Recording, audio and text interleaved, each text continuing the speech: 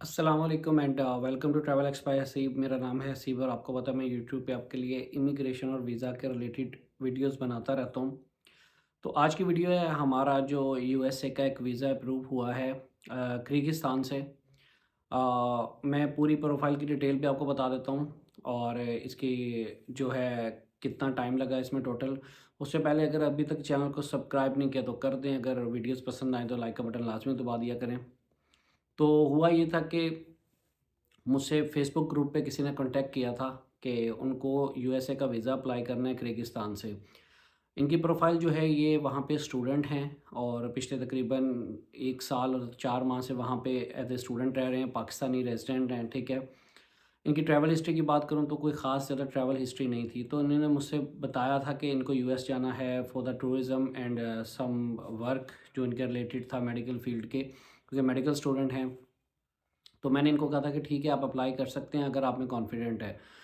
जैसे कि मैं हमेशा कहता हूँ अगर आप कॉन्फिडेंट हैं तो आप लाज़मी ये वीज़ा अप्लाई करें यूएस का, क्योंकि ये वो वीज़ा होता है जिसमें मोस्टली 90% किसी किस्म का डॉक्यूमेंटेशंस रिक्वायर्ड नहीं होते, ठीक है। बहुत रेयर चांस है कि एम्बेसी आपसे किसी किस्म का कोई डॉक्यूमेंट्स मांगे, वरना यूएस एम्बेसी बहुत कम, यानी कि आप समझ लें कि 5% चांसेस होते हैं कोई आपसे डॉक्यूमेंट मांगे, यानी कि बैंक स्टेटमेंट मांग ले या आपका निकाहनामा मांग ले या कोई भी मैरिज सर्टिफिकेट कह लें, आपका एफआरसी, ऐसा कोई डॉक्यूमेंट्स एम्बेसी नहीं पूछती। और जब हम लोग वीज़ा अप्लाई करते हैं उसमें तो किसी किस्म का डॉक्यूमेंट्स वैसे ही नहीं चाहिए, जैसे कि मोस्टली इश्यूज़ आ जाते हैं कि एनओसी का है या आपका सैलरी सर्टिफिकेट या बैंक स्टेटमेंट, कुछ भी ऐसा अप्लाई के टाइम पे नहीं हमें ज़रूरत होता। हम लोग सिर्फ डीएस 160 फॉर्म एक फ़िल करते हैं, आपका इंटरव्यू शेड्यूल हो जाता है और आप उसे इंटरव्यू के लिए चले जाते हैं।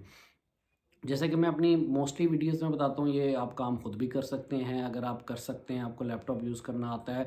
आप डीएस 160 फॉर्म जो है उसको फ़िल करें, अपनी अपॉइंटमेंट को बुक करें। लेकिन इन्होंने हमसे मुझसे कॉन्टैक्ट किया कि उनको मेरी ही सर्विस चाहिए, तो मैं हमेशा कहता हूँ कि आप खुद कर सकते हैं तो ठीक है, अगर मुझसे करवाना चाहते हैं या मैं किसी को रेफ़र करता हूँ तो लाज़मी बात है कोई जो भी करेगा वो आपसे चार्जेस लेगा, because they are giving you the time. जब इन्होंने मुझसे कॉन्टैक्ट किया था तो इन्होंने कहा कि आपसे सर्विसेज़ चाहिए, तो मैंने कहा ठीक है, मैं मेरा जो टाइम लगेगा मैं उसके अगेंस्ट अपने चार्जेस चार्ज करूँगा। अदरवाइज़ हमारा ट्रैवल एफओ ग्रुप है, आप उसमें कोई भी इन्फॉर्मेशन लेना चाहते हो वहाँ पे पोस्ट कर लो, ठीक है। तो वहाँ पे आपको मेंबर्स हेल्प आउट कर देंगे, आप खुद भी फिल कर सकते हो। लेकिन उन्होंने कहा कि नहीं आप ही से करवाना है ताकि कोई डाउट ना रहे, किसी किस्म का इशू ना रहे। तो मैंने कहा इट्स ओके, ठीक है, आप सर्विसेज़ के जो चार्जेस हैं वो पे कर दें, हम ऑनलाइन सर्विसेज आपको देते हैं। ये किर्गिस्तान में बैठे थे और मैं इस टाइम पाकिस्तान में था, तो कंप्लीटली हमने इनका डाटा लिया और इनका वीज़ा अप्लाई किया। नवंबर में हमने अप्लाई किया था और दिसंबर में इनका इंटरव्यू आ गया था।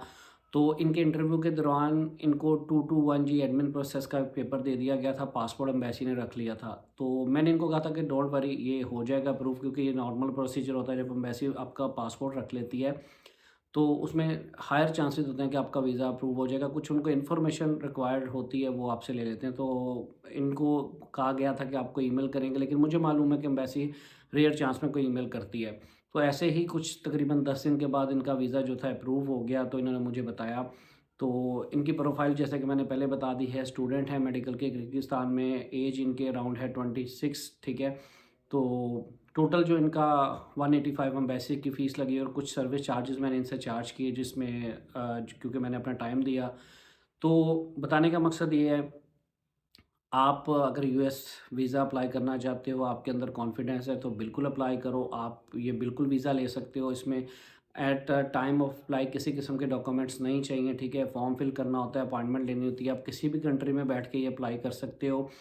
अगर आपको अपॉइंटमेंट दुबई के अंदर नहीं मिल रही, पाकिस्तान के अंदर नहीं मिल रही, तो आप सऊदीया में ले लो, ओमान में ले लो, किर्गिस्तान में ले लो, कहीं भी ले लो, ठीक है। आप खुद इसको अप्लाई करो। अगर आप खुद नहीं कर सकते हो, आप हमारी सर्विसेज या मुझसे सर्विसेज लेना चाहते हो, तो मैं कुछ ना कुछ उसके चार्ज करूँगा। लेकिन मैं आपको इतना बता देता हूँ कि अगर आप गल्फ़ कंट्रीज़ के अंदर बैठ के अप्लाई कर रहे हो तो मैं उससे बहुत बहुत ही कम आपको चार्ज करूँगा, क्योंकि हम लोग चार्ज करते हैं पाकिस्तानी जो है रुपीज़ के अंदर।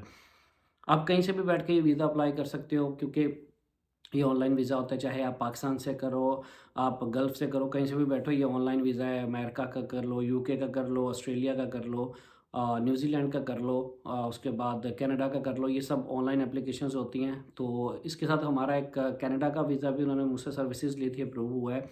उसकी डिटेल जो है वो नेक्स्ट वीडियो में आपको बताऊंगा उनकी प्रोफाइल के बारे में, क्योंकि मोस्टली लोग यही पूछना चाहते हैं कि ट्रैवल हिस्ट्री।